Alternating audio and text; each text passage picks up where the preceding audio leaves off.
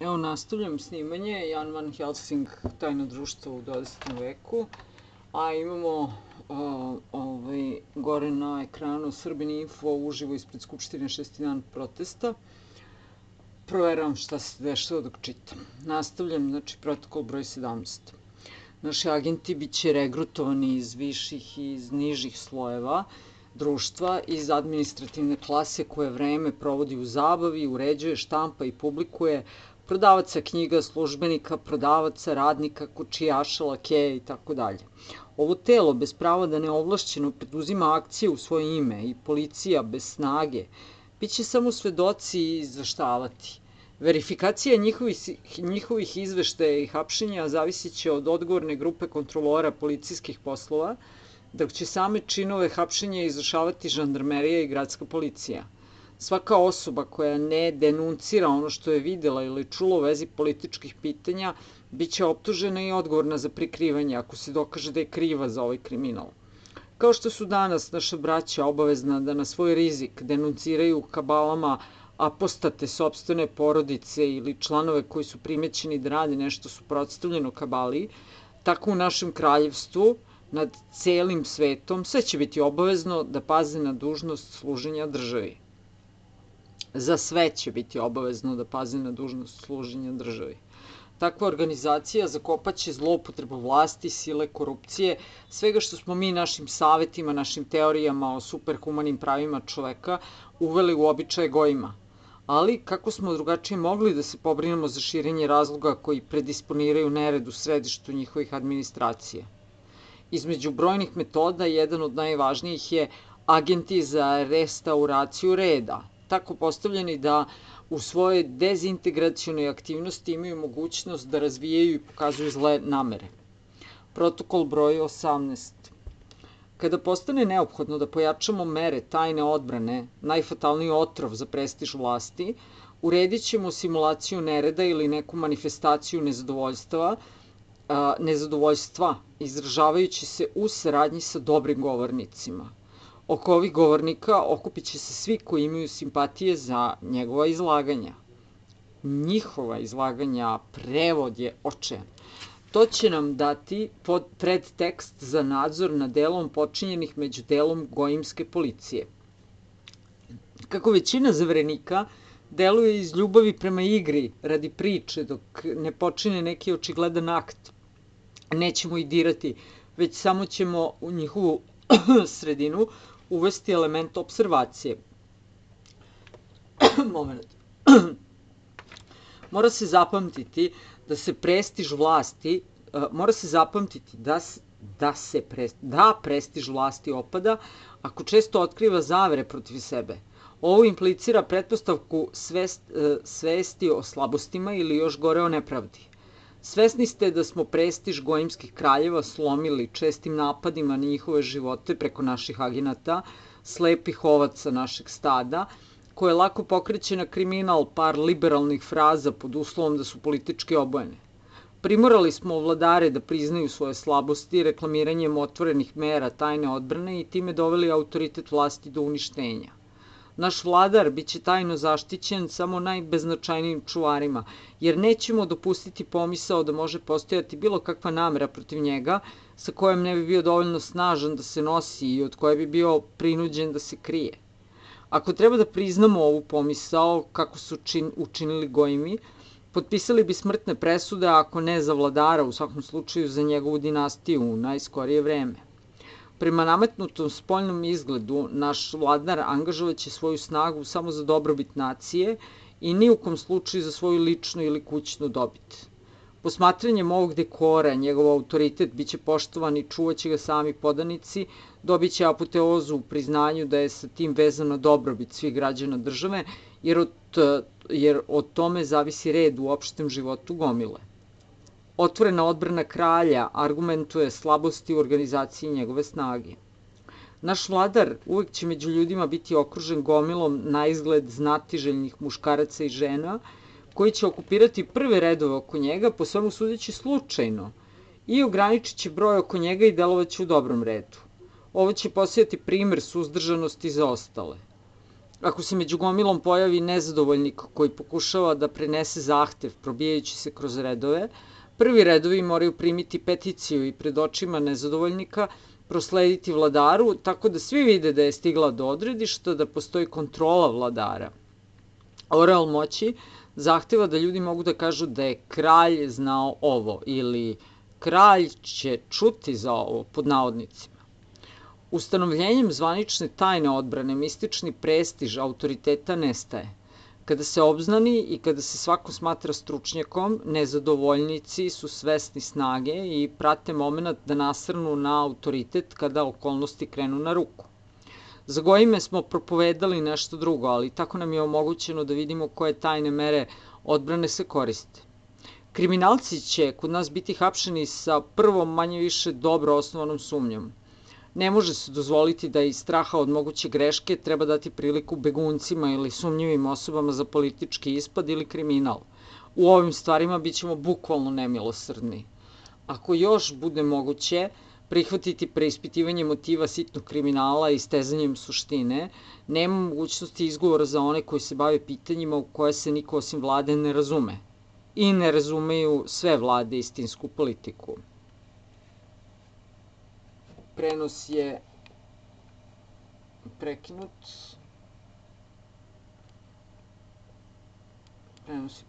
Sad ćemo da vidimo da li ima neki drugi. Protokol broj 19. Ako ne dozvoljavamo nezavisno dupliranje u politici, sa druge strane, podsticat ćemo svaku vrstu izveštaja i peticija sa predlozima vladi da ispita razne vrste projekata za poboljšanje uslova ljudi. Ovo će nam otkriti propuste ili želje naših poddanika na koje ćemo odgovarati bilo ispunjavanjem ili mudrim kontraargumentima da dokažemo kratkovidost onoga koji pogrešno rasuđuje. Za dobro nezadovoljstvo i gunđenje nije ništa više od lajanja psa na slona.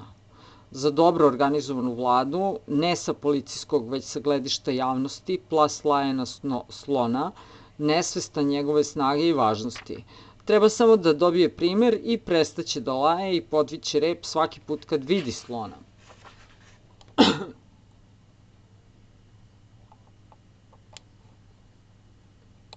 Samo da vidimo je li ovo sad live.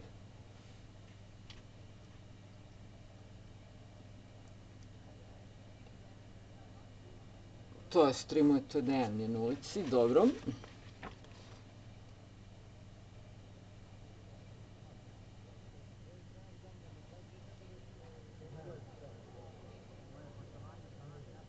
Dobro. Pošto nećemo da radimo resnimanje, nego ćemo da radimo knjigu, daj da radimo knjigu. Da bi uništili prestiž heroizma za politički kriminal, sudit ćemo ga kao krađe, ubistva i svaku vrstu prljavog kriminala. Javno mnjenje pobrkaće svoju koncepciju kriminala i sa gnušanjem će osuđivati politički kriminal kao svaki drugi. Uradili smo najbolje što smo mogli i nadam se da smo uspeli da postignemo da Gojmi ne stignu do ovog načina rešavanja nezadovoljstva. Zbog ovog razloga, kroz štampu i govore indirektno u mudro sastavljene školske udžbenike istorije, reklamirali smo mučeništvo koje prihvataju nezadovoljnici navodno u ime opšteg dobra. Ovo reklamiranje povećalo je broj liberala i svelo hiljade Gojima na nivo naše žive stoke. Protokol broj 20. Danas ćemo dodirnuti finansijski program koji stavljam na kraj izveštaja kao najteži, krunski i odlučujući deo našeg plana. Pre nego što se upustim, podsjećam vas da sam ga u naznakama već pominjao kada sam rekao da je ukupan zbir naših aktivnosti rešen pitanjem iznosa. Kada dođemo u svoje kraljevstvo, naša autokratska vlada izbegavaće iz principa samoodržanja opterećenje mase ljudi taksama i porezima, imajući u vidu da imaju ulogu očeva i zaštitnika. Kako državna organizacija košta, neophodno je prikupiti sredstva. Sa posebnim oprezom biće neophodno razmotriti pitanje ravnoteže u rešavanju ovog pitanja. Naša vlast, u kojoj će kralj uživati pravu funkciju da mu pripada sve državno, što se lako može prevesti u činjenično stanje, biće u mogućnosti da pribegne zakonitim konfiskacijama svih suma za njihovu cirkulaciju u državi. Iz ovog sledi da će taksacija najbolje biti pokrivena progresivnim oporezivanjem imovine. Na ovaj način biće najbolje plaćene obaveze bez naprezanja i uništenja bilo koga u obliku procenta na iznos imovine. Bogati moraju biti svesni da je njihova dužnost deo svojih viškova stave na raspolaganje državi, pošto država garantuje sigurnost ostatka imovine i pravo na poštenu dobit. Kažem poštenu jer će kontrola nad imovinom raskinuti sa krađom na legalnim osnovama. Društvena reforma mora biti odozgo jer je zrelo vreme, to je neizostavno. Taksa siromašnjima je sejanje revolucije i deluje protiv interesa države koja jureći sitno propušta krupno. Izvan ovoga, taksa na kapitaliste umanjuje rast blaga u privatnim rukama u kojima je ovih dan koncentrisano kao kontrapunkt snazi gojimskih vlada njihovih državnih finansija. Jedna od glupo prevedenih rečenica i sad ne mogu da pohvatam smisao. Povećanje takse u procentnom odnosu prema kapitalu daće veće prinose nego trenutno individualno ili imovinsko oporezivanje koje nam je sad korisno samo iz razloga da podstiče probleme i nezadovoljstvo među gojimima. Snaga na kojoj počiva naš kralj sastoji se od ravnoteže i garancije mira, zarad kojih je neizostavno da kapitalisti daju deo prihoda za siguran rad mašinerije države. Državne potrebe moraju biti plaćene od strane onih koji imaju odakle i neće osjećati teret. Takva mera uništit će mržnju siromašnih prema bogatima, u kojima će videti neophodnu finansijsku potporu za državu, vidjet će organizatora mira i dobrobiti i da bogati plaćaju načine neophodne da se ovo ostvari. Kako se poreski obveznici ne bi previše uznemiravali o novim obavezama, dostavit će im se izveštaj o potrošnji sredstava izuzev iznosa za potrebe trona i administrativnih institucija. On koji vlada neće imati nikakve lične imovine, kada sva država bude njegova patromonija, jer to bi bilo u suprotnosti jedno sa drugim. Činjenica da posjeduje privatna sredstva razorila bi pravo na imovinu svih. Rođaci onog koji vlada, izuzev njegovih naslednika koji će biti izdržavani o trošku države, moraju ići u rang službenika države ili moraju da rade da bi stekli imovinu. Privilegija kraljevske krvi ne sme da služi za uništavanje trezora. Nabavke, prijem novca ili nasleđa podlegaće plaćanju progresivne takse. Sav promet imovine, novca ili drugog, bez dokaza o plaćanju ove takse koja će biti striktno evidentirana na ime, ostavit će prethodnom vlasniku obavezu da plati kamatu na taksu od momenta transfera do otkrića neprijavljivanja transakcije. Dokumentacija o prenosu mora se predstavljati nedeljno u lokalnoj kancelariji trezora uz notifikaciju imena, prezimena, stalnog prebivališta bivšeg i novog vlasnika. Transfer sa registracijom imena mora početi sa krajnjom sumom koja prevazilazi normalne troškove kupovine i prodaje potrepština i podlegaće plaćanju sa overenim krajnjim procentom odeljenja. Samo procenite koliko puta će takve takse pokriti dugove gojimskih zemalja. Državno ministarstvo finansija morat će da održi rezerve i sve što je prikupljeno iznad planiranog mora se vratiti u opticaj. U tim okvirima bit će organizovani javni radovi. Inicijativa za radove ove vrste iz izvora države vezaće radničku klasu čvrsto za interese države i onih koji vladaju. Iz istih izvora bit će odvojen deo kao nagrade za inovacije i produktivnost. Ni u kom slučaju ništa iznad konačnih i slobodno procenjenih iznosa ne sme biti zadržano u trezoru, jer novac postoji da bi cirkulisao i svaka stagnacija novca deluje razarajuće na rad državne mašinerije na koju deluje kao mazivo. Zamena okamaćenih hartija od vrednosti za deo vrednosti razmene proizvela je upravo ovu stagnaciju. Posljedica ove okolnosti dovoljno je vidljiva. Biće uveden sud računa i u njemu vladar će u svakom trenutku naći potpuno državno knjigovodstvo, prihode i rashode, izuzev obračuna za tekući mesec koji nije urađen i onog za prethodni mesec koji neće biti dostavljen. Jedina osoba koja neće imati interesa da potkrada državu je vlasnik, vladar. Zato će njegova lična kontrola ukloniti mogućnosti izbijanja ekstravagantnosti. Predstavnička funkcija vladara na prijemima zarad etiketa koji apsorbuju mnogo dragocenog vremena, bit će ukinuta kako bi vladar imao vremena za kontrolu i razmatranje. Njegova sila neće biti podeljena u fragmente između miljenika koji okupiraju tron zbog pompe i zainteresovani su samo za sopstveno i ne za opšti interes države. Proizvodili smo ekonomske krize gojimima isključivo povlačenjem novca iz država koji su stalno bili prinuđeni da od istih, stagnirajućih kapitala, traže zajmove. Ovi zajmovi opterećivali su državne finansije otplatama kamata i činilo ih je robovima ovih kapitala. Koncentracija industrije u rukama kapitalista iz ruku malih vlasnika iscrpelo je sokove iz ljudi, a sa njima iz države. Trenutno, izdavanje novca ne korespondira sa potrebama i ne može da zadovolji potrebe radnika. Izdavanje novca treba da prati rast populacije i deca koja moraju biti prepoznata kao potrošači od rođenja. Revizija ove teme materijalno je pitanje celog sveta. Svesni ste da je zlatni standard uništio države koje su ga usvojile, jer nije mogao da udovolji potražnju za novcem, šta više, tako zlato smo povukli što dalje iz opticaja. Standard koji se nama mora biti uveden je cena rada radnika, bilo izražena u papiru ili u drvetu. Pitanje novca dovešćemo u vezu sa normalnim potrebama svakog subjekta, povećavajući kvantitet sa svakim rođenjem i smanjujući sa svakim umiranjem. Račune će voditi svaki departman, svaki okrug. Kako ne bi bilo kašnjenja u plaćanju državi, termini će biti utvrđeni dekretom vladara, ovo će ukinuti protekciju ministarstava jednoj instituciji na uštrb drugih. Da vidim vreme, dobro. Stavke prihoda i rashoda bit će vođene jedna pored druge i ne smeju se prikrivati udaljavanjem. Naše projektovane reforme finansijskih institucija i principa kojima zaokružit ćemo tako da neće nikoga uzbuditi. Istaći ćemo neophodnost reformi nasuprot neurednom mraku u koji su gojimi svojim neregularnostima gurnuli finansije.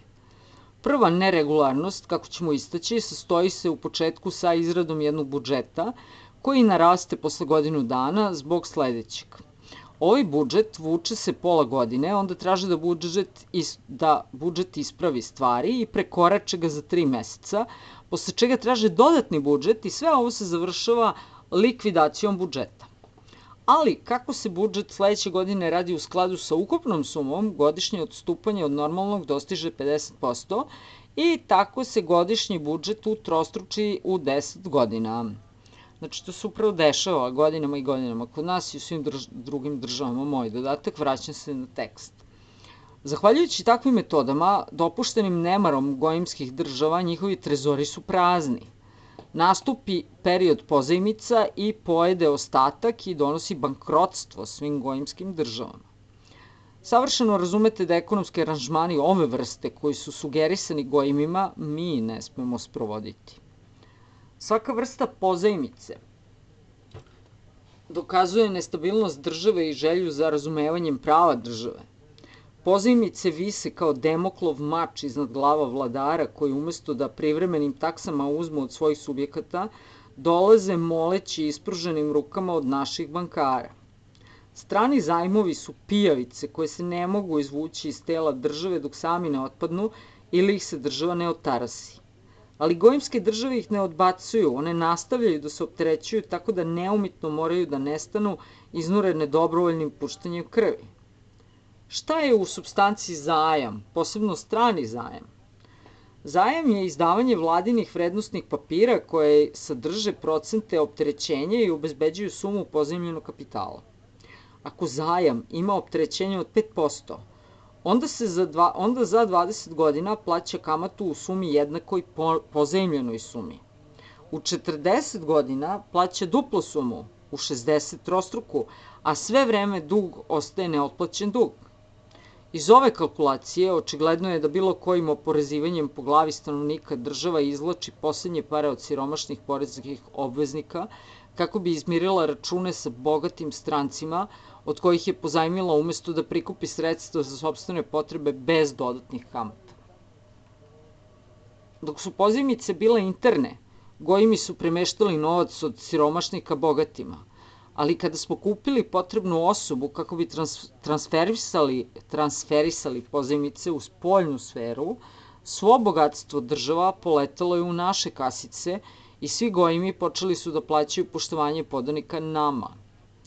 Ako je površnost gojimskih kraljeva za državne poslove i neznanje ministara ili želja za razumevanjem finansijskih poslova vladajućih osoba učinilo njihove zemlje dužnicima našim trezorima do iznosa nemogućih za otplatu, do toga se nije došlo bez utroška našeg napora i novca. Neće se dozvoliti stagnacija novca i stoga neće biti državnih okamaćenih hartija, izuzev serije sa po 1%, tako da neće biti plaćanja kamate pijavicama koji sisavaju snagu iz države. Pravo da izdaje okamaćene papire biće dato isključivo industrijskim kompanijama kojima neće biti teško da plaćaju kamatu iz dobiti. Država ne pravi kamatu na pozajmljen novac, već pozajmljuje da potroši, a ne da koristi u operacijama. Vlada će takođe kupovati industrijske papire i od sadašnjih platiša, dobiti zajmodavačkim operacijama,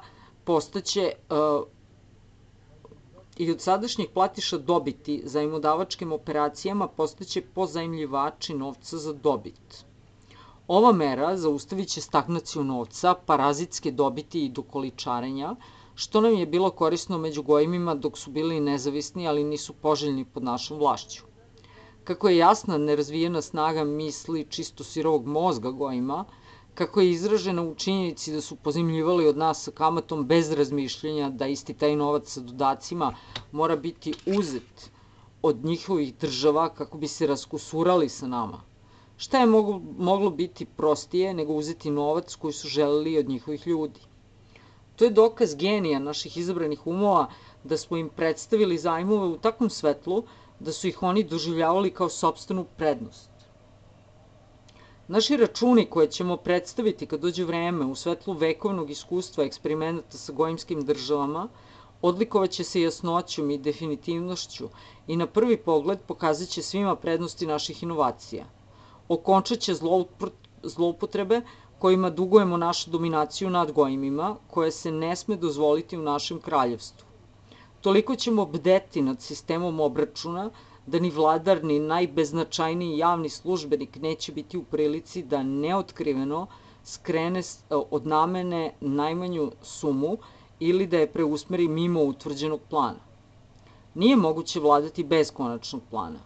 Marširanje nepoznatim putem i sa nepoznatim sredstvima vodi herojskom uništenju. Gojimski vladari koje smo nekada davno savetovali trebalo je da budu ometeni od državnih okupacija reprezentativnim prijemima, pojavljivanjem radi etiketiranja, zabavom, samo su paravan naše vlasti. Računi omiljenih dvorjana koji su ih zamenili u sferi poslova bili su im pripremljeni od naših agenata i svaki put su zadovoljavali kratkovide umove obećanjem da su predviđeni ekonomisanje i poboljšanja u budućnosti. Ekonomisanje iz čega? Od novih poreza? Potencijalna su pitanja koje nisu pitana od strane onih koji su čitali naše obračune i projekte. Znate do čega su dovedeni ovom nemarnošću, do kog finansijskog nereda su dospeli, ne računajući zadivljujuću industriju njihovih ljudi. S ovim na strani 80, protokol broj 21, ima ih 4 i mislim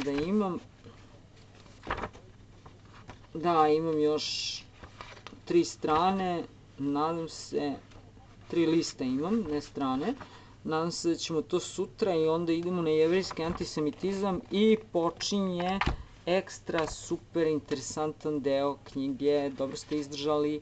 Čujemo se u sledećem videu. Ćao!